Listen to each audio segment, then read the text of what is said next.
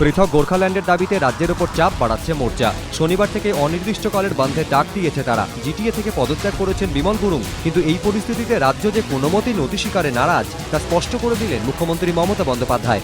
বুধবার মহাকরণে তিনি স্পষ্ট জানান, জিটিএ ভাঙব না, দার্জিলিং ভাগের কোনো প্রশ্নই নেই। পাহাড়ে অশান্তি হলে তা যে সরকার কোনো মতেই বরদাস্ত করবে না তাও এদিন পরিষ্কার করে দিয়েছেন মুখ্যমন্ত্রী। রাজ্যের অখণ্ডতার পক্ষে সওয়াল করে বিরোধী দলনেতা সূর্যকান্ত মিশ্রও সব পক্ষকে সংযত থাকার আবেদন জানিয়েছেন।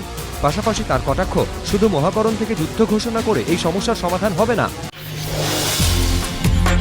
মাকে ধরতে 4 বছরের শিশুকে জলে ছুঁড়ে ফেলার অভিযোগ, না ফিরলে শিশুকে জলে ডুবিয়ে মেরে ফেলার হুমকি পুলিশের। ঘটনাস্থল বর্ধমানের কেতুগ্রাম।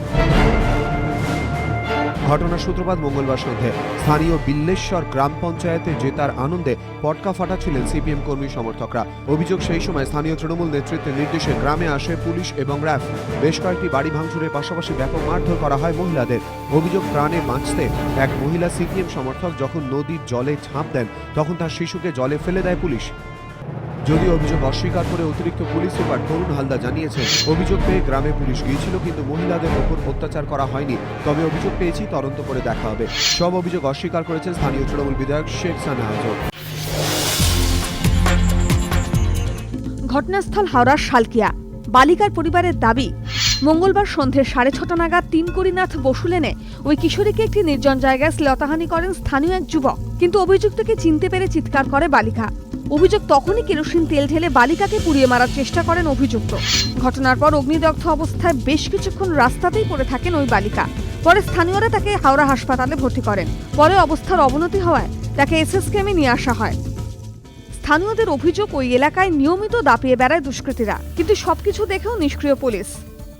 বালিকার শরীরের 50%-এরও বেশি পুড়ে গিয়েছে। সুস্থ হলে তার জবানবন্দি নেওয়া হবে বলে জানিয়েছে পুলিশ। গোলাবাড়ি থানার পাশাপাশি ঘটনার তদন্ত শুরু করেছে হাওড়া সিটি পুলিশের গোয়েন্দা বিভাগও।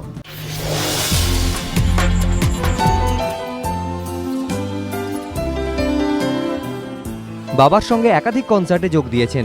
যোগ্য সঙ্গতে মুগ্ধ করেছেন শ্রোতাদের। অভিনয় করেছেন ডান্স লাইক এ ম্যান ছবিতে। বাবার জীবনী লিখে সুনামও কুড়িয়েছেন। এই অনুষ্কা শঙ্করই এবার বাংলা ছবিতে। ছবির নাম জেনারেশন আমি। পরিচালক অরিন্দম শীল। ছবিতে একটি বিশেষ চরিত্রে দেখা যাবে অনুষ্কাকে। অন্যান্য চরিত্রে অভিনয় করবেন পার্নো, পায়েল, তনুশ্রীরা। জেনারেশন আমি সঙ্গীতায়োজনে থাকছেন বিক্রম ঘোষ। ছবির প্রযোজক ফিরদাউসুল হাসান। পরিচালক জানিয়েছেন, সবকিছু ঠিকঠাক থাকলে আগামী ফেব্রুয়ারি থেকেই শুরু হবে ছবির শুটিং।